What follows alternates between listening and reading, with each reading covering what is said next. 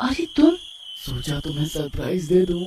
राखी और अनुज ने पूरी रात साथ बिताई और अगले दिन राखी स्कूल आई। वो रेशमा से दूर बैठी रही। क्लास चल रही थी कि तभी अचानक से राखी की तबीयत बिगड़ने लगी और उसने वहीं पर उल्टी कर दी। क्या हुआ राखी, तुझे हुआ क्या? इसे अभी डॉक्टर के पास ले जाना होगा। रेशमा राखी को डॉक्टर के पास ले गई। डॉक्टर ने कहा, तुम इसकी सहेली हो क्या? हाँ डॉक्टर साहब, लेकिन इसे हुआ क्या है? प्रेग्नेंट है ये। स्कूल में पढ़ने वाली लड़की गर्भवती है। इसके माँ बाप को बताना पड़ेगा ये बात। लेकिन रेशमा ने किसी भी तरह डॉक्टर साहब को मना लिया और राखी को लेकर उसके घर चली गई। राखी रो पड़ी। अब क्या होगा? अब मैं समाज को कैसे मुंह दिखाऊंगी? राखी का कोई नहीं था। वो अनाथ थी और अनाथ आश्रम के पैसों से वो बाहर पढ़ने आई थी। रेशमा ने उससे कहा, मैंने पहले ही कहा था ये सब मत कर। कोई बात नहीं, कोई ना कोई उपाय तो हम ढूंढ ही लेंगे। अपने आशिक को कॉल लगा। राखी ने अनुज को कॉल लगाया। अरे डार्लिंग, क्या बात है? आज रात को फिर से आ जाऊं क्या? अनुज, अनुज मैं प्रेग्नेंट हूँ, तुम जल्दी यहाँ आ जाओ। ये सुनकर अनुज ने फोन काट दिया। वो डर गया। उसने अपने दोस्तों से सब कुछ कहा। उसके दोस्त ने कहा, अरे ये तो गड़बड़ हो गई। तू एक काम कर, आज ही कहीं भाग जा ताकि वो लड़की तुझे ढूंढ ना पाए। हम यहाँ सब कुछ संभाल लेंगे। अनुज तभी बाहर के राज्य में जाने वाली बस में चढ़ गया और वहां से भाग गया। यहाँ राखी और रेशमा बार बार उसे कॉल करने लगी, लेकिन उसने तो अपना फोन बंद कर दिया था। राखी अंदर से पूरी तरह टूट गई। इसीलिए मैं मना करती थी। मैंने कहा था वो लड़का अच्छा नहीं है। गलती हो गई रेशमा, तू मेरा भला चाहती है लेकिन मैं बेवकूफ थी।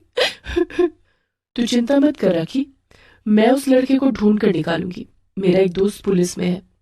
लेकिन राखी को बस एक ही चिंता सताने लगी कि उसके बच्चे का क्या होगा और वो ये बात छुपाएगी कैसे। राखी रेशमा के साथ ही रहने लगी। रेशमा ने उसके दोस्त को कॉल किया और सब कुछ बताया। उसके दोस्त ने कहा, ठीक है, मैं उस लड़के को ढूंढता हूँ।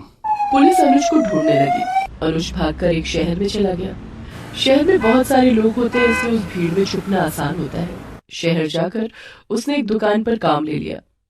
दुकान में एक दिन एक लड़की आई। उसका नाम सुदेशना था। सुदेशना से अनुज को प्यार हो गया। उससे अनुज सचमुच का प्यार कर बैठा। इधर 2 महीने बीत गए।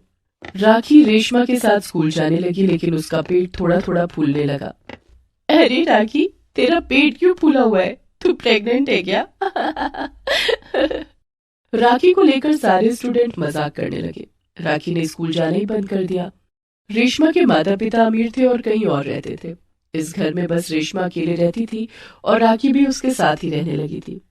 इसीलिए बाहर के किसी को राखी के गर्भवती होने के बारे में पता नहीं चला। लेकिन एक ना एक दिन तो सबको पता चलना ही था। 9 महीने बीत गए और राखी ने एक लड़की को जन्म दिया। अपनी बेटी को गोद में लेकर राखी खुशी के आंसू रो पड़ी। लेकिन साथ साथ स्कूल में सबको पता चल गया। बाहर भी लोग राखी के बारे में बातें बनाने लगे। आसपास के लोगों ने रेशमा से कहा, ऐसी चरित्रहीन लड़की यहाँ नहीं रह सकती, उसे भगा दो। लेकिन रेशमा ने सबको समझाने की कोशिश की। उधर सुदेशना के प्यार में अनुज पागल हो गया था। सुदेशना ने अनुज से शादी का वादा किया, लेकिन एक दिन अनुज ने सुदेशना को किसी और लड़के का हाथ पकड़कर घूमते हुए देख लिया।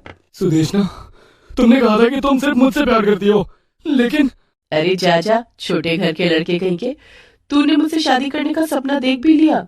ये शहर है शहर, यहाँ ऐसा ही होता है। अब जा, भाग यहाँ से। अनुज का दिल दुख गया। वो एक नदी किनारे बैठकर रोने लगा और तभी पुलिस ने उसे पकड़ लिया। पुलिस ने अनुज को बहुत मारा। मुझे छोड़ दो साहब, मुझे छोड़ दो। छोड़ दूं? एक लड़की को बर्बाद करके तू भाग रहा है और तुझे छोड़ दूं? मुझसे गलती हो गई साहब, मुझे छोड़ दो। पुलिस अनुज को लेकर राखी के पास जाने लगी। उधर राखी को रेशमा के पड़ोसियों ने घर से निकाल दिया। रेशमा तब स्कूल गई हुई थी, इसलिए वो कुछ नहीं कर पाई। राखी अपनी बेटी को लेकर रास्ते पर घूमने लगी और एक जगह आकर उसका सर चकरा गया। वो बेहोश होकर गिर पड़ी। उसकी बेटी भी रास्ते में गिर गई। दूसरी ओर से एक गाड़ी उस बच्ची की ओर आने लगी और तभी पुलिस की गाड़ी वहां आ गई। अनुज ने राखी को देखा। अरे ये रही राखी, इसका मतलब वो मेरी बेटी है। ये क्या, वो गाड़ी उसी की ओर आ रही है।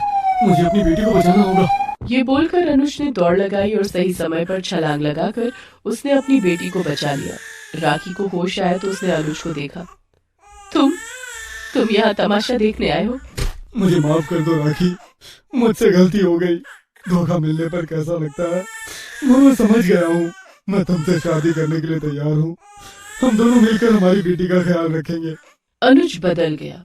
उसने राखी से शादी कर ली। राखी को भी सम्मान मिला।